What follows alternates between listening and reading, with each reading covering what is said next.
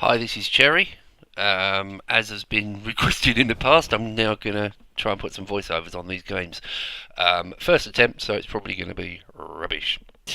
Budyonny in a platoon with Warthog and Sad Lemon Bucket, aka RG666. Budyonny, Russian Tier 6. I'm told it's got a terrible issue with citadels. I don't generally find it. I have a particular playstyle with it, which I'll show in this video, which involves ostensibly side-scraping islands with it. Most of the firepower, two-thirds of its firepower is at the front. The guns are epically good, and I find that using just the front six works equally as well as trying to get all nine into action. Anyway, the map is Fault Line, which is one of the classics. Our cap is north side, and there's a bit of a discussion in TeamSpeak at the start about whether we're going to be A or C. My general preference with this is to go for the C cap, because I find it easy to sidescrape that island. But the consensus opinion was that no one was going to go to A, so we decided to take our division to A. All stations, proceed to capture that area. Now, the magic with the Budyonny is, as I say, the guns are all the main firepower is at the front. Range is fantastic. Accuracy is like laser accurate, and its damage output is pretty damn good. Rate of fire is pretty good. Maneuverability is okay, not great. Speed 35 knots, perfectly adequate for a fast light cruiser.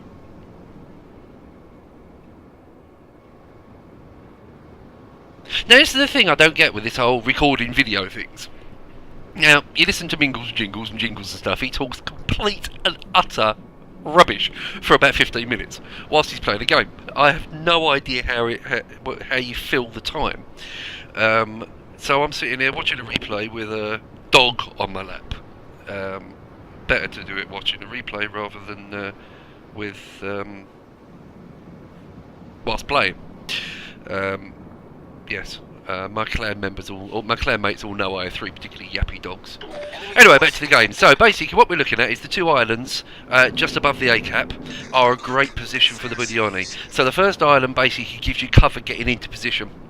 The second island, which is the one directly in front of this one, is a great position for side scraping. Now, as you can see, we've got an enemy Nuremberg on his way in. There should be a Pensacola and some other cruisers all heading this way. Unfortunately, my mini-map isn't working in replays, so I can't actually see where everybody is on the map. So there's the first shot in on the Nuremberg, little tap of 1300. So now we're going to start going nose in and hit the brakes really to side scrape this corner. Now, the only danger with side scraping is grounding yourself. You need to keep an eye on it. So basically, we're going to get down to a decent low speed, look at the Nuremberg as he comes in, and drop the first salvo in. Just a rangefinder on that one. A couple of citadels on rangefinder. Now we're down the range, we can start raining in the damage. He's been very nice and generous in giving a complete broadside the whole time, because he doesn't actually twig what I'm doing. And there's another couple of citadels. He's now pretty much out of the game. Next victim along the line will be the... Awesome, same situation, side on. No citadels that time. Now, if you notice now, I'm reversing back from my corner. So what I don't want to do is I don't want to overextend myself and bring my nose out. And always remember, just go for the ships that are showing their sides. I mean, Ioba hasn't changed direction. Another rangefinder shot there, got the range. Now we can start raining in some damage. Like that. Again, this is AP all the way on this. I don't know what this whole fixation is with cruisers, with people spamming HE. That was a 10k salvo from a light cruiser, which if that had been HE, I'd have been lucky to get maybe 2,000 or 3,000 and a fire.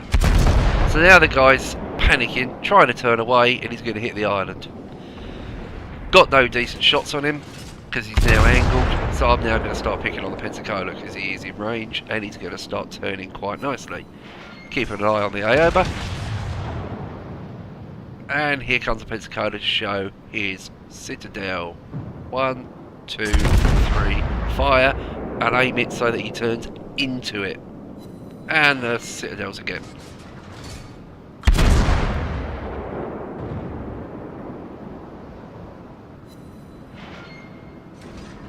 The beauty with the Budyonny guns is that you, certainly with the Pensacola, you can still get decent damage and decent citadel hits when they're lightly angled. Not so much with this Ioba. If you watch this shot coming in, he's very slightly angled, and I get no damage at all with those hits. So now he's going to change direction. Watch the smoke. The smoke is turning from going backwards. He's now starting to accelerate forwards. At that point, put a salvo in front of where he's going, because the smoke is now showing he's accelerating hard. And another citadel on another dead ship. Enemy cruiser destroyed. Omaha, spamming HE, spamming AP, doing no damage, angled. Get a little salvo in and miss. Now we're going to go back to the corner, reversed a little bit too far out now.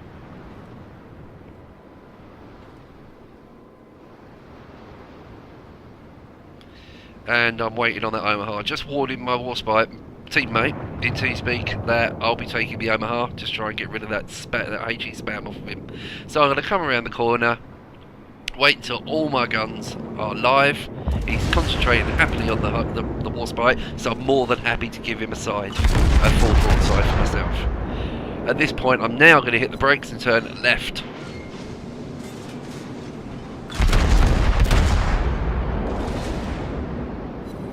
And that's a dead Omaha. We've destroyed an enemy It is a cruiser. sublime destroyer and cruiser hunter. Not ideal with battleships because of the damage you'll see in a while when we go up against the Congo. The amount of damage you take through the nose is phenomenal.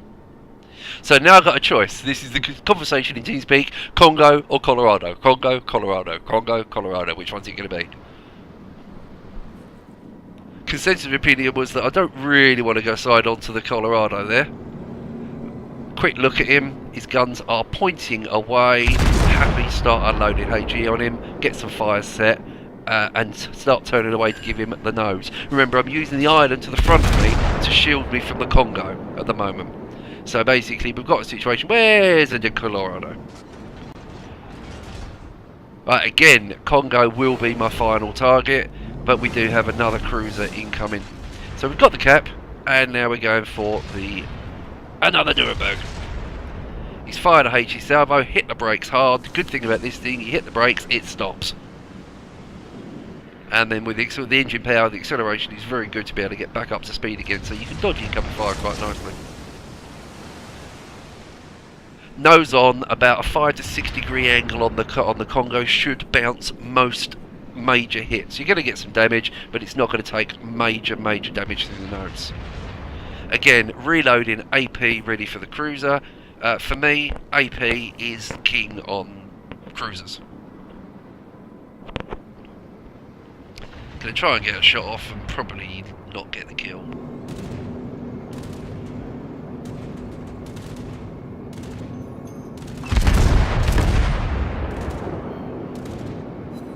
Minimal damage on that one. In fact, none. AP angled, never going to do any damage. So now we're going to switch back to HE and start raining some fire down on him. Unfortunately, he is already burning. Now, the first person who got the fire on him will get the kill when he burns to death. Now, Congo.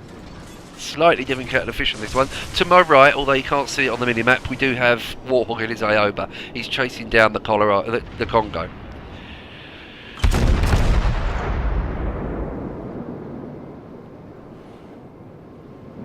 Again, with this range, HE just try to set some fires. I'll only switch to AP once I'm within about 7 kilometres. And you will citadel a Congo with AP at short range. Weaving and bobbing.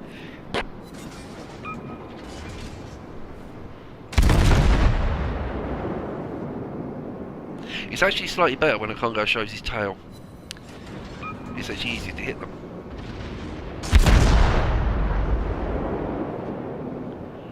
I'm going to apologise for the jumping into the video. My graphics card died, so I'm on a HD 6970, which is my old card from about 5 years ago. Took a big hit there. So right, now he's fired his salvo. I've spoken to Warthog, who is in the Ioba, and he said to him he is looking at him. Now's the time to turn. Looking at the map, you can't see. We've actually got one cap. They've got two. I want to really go and cap the B cap if possible. So the idea here, hopefully, would be not to take too much damage from this Congo.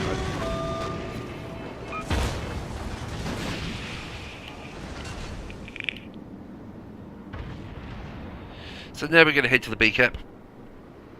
Use this island to shield from the Congo.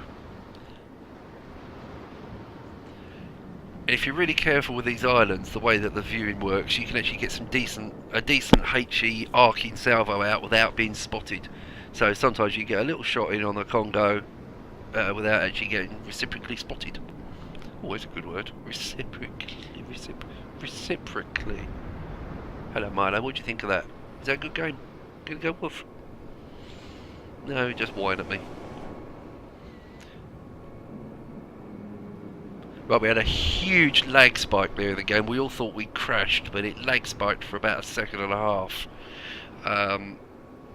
As usual, Wargaming's products, servers, don't know what the story is. But we're back to firing. If you check the guns, looking at the Congo, the guns are tracking the Ioba. So it's perfectly legitimate and safe to start firing from here. Drop some HE salvos in and see if we can get some fires set. Again, this is the shot where you can fire behind the island and then disappear, because obviously you're out of view range. Just doesn't seem to do much damage with the HE, unfortunately.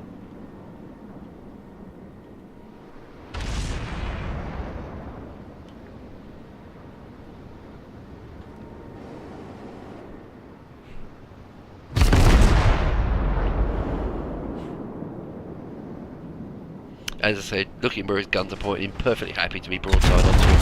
You know, he's more worried about the Ioba chasing him down. He's not going to be shooting at me.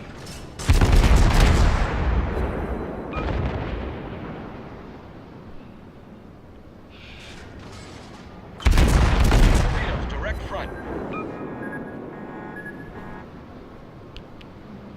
Right, now there was a DD around here somewhere on the cap. And I think I've got torpedoes incoming.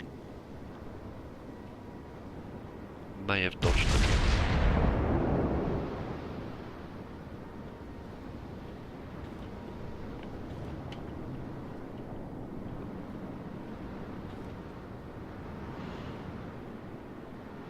Right, doing a hard turn into the B cap. Starting to bring the guns around. There's the destroyer. Mahan, 9.2 kilometre torpedoes on that bad boy. So let's start turning and pulling away from him. At that range, you will, with the Budyonny, outrun the torpedoes. And he's hit the ground. He grounded himself, unload that beautiful AG. He's on fire, put it out. Next salvo should put him back on fire again. Or not. Yeah, he's back on fire again. No, engine's out, even better. So he's used repair for the fire, now he's got no, his engine is out. He's got the last stand, so he's actually got movement, but he's not going to avoid the HG existing. And that's a dead destroyer. Enemy destroyer foundered. Now, let's go fire that Congo again. Need to finish this cap off. Where the Mahan was breaking the cap. That's a little bit worrisome. Now this is where the range of the Budyonny comes in.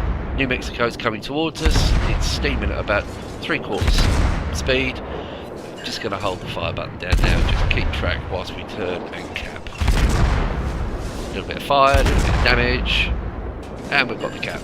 And we're also defending the cap from the New Mexico. Another fire. I was hoping to kill this one.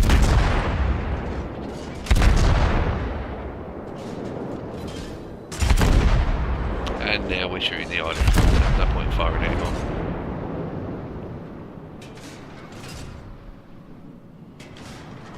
Congo has me spotted.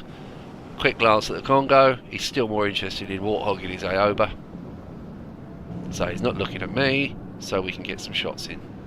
So it's HE again, into the superstructure, get some fires going.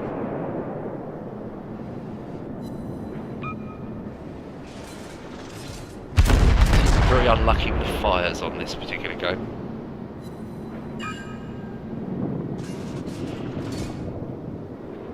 Right, torpedo range on the Budyonny is 4 kilometres. They are very hard hitting, very fast, very powerful, albeit 4 kilometre torpedoes. So, plan of action here, keep the Aoba pushing the Congo round, bring him around, get him within 4k, drop the torpedoes, sayonara Congo. Now this is the point I'm going to make about AP versus HE. Now that Congo, again you can't see it via the map because the map's not available, but that Congo is perfectly broadside on at that point because he's being chased by the Aoba who's dropping torpedoes. I've got a perfect broadside shot, drop AP in there, you get 2,000 damage. Drop another AP salvo and you're looking at another 2,000 damage. Drop the torpedoes, switch back to AP, drop the AP rounds in, bang, dead, 4,000 damage. And that's my game in the Budyonny.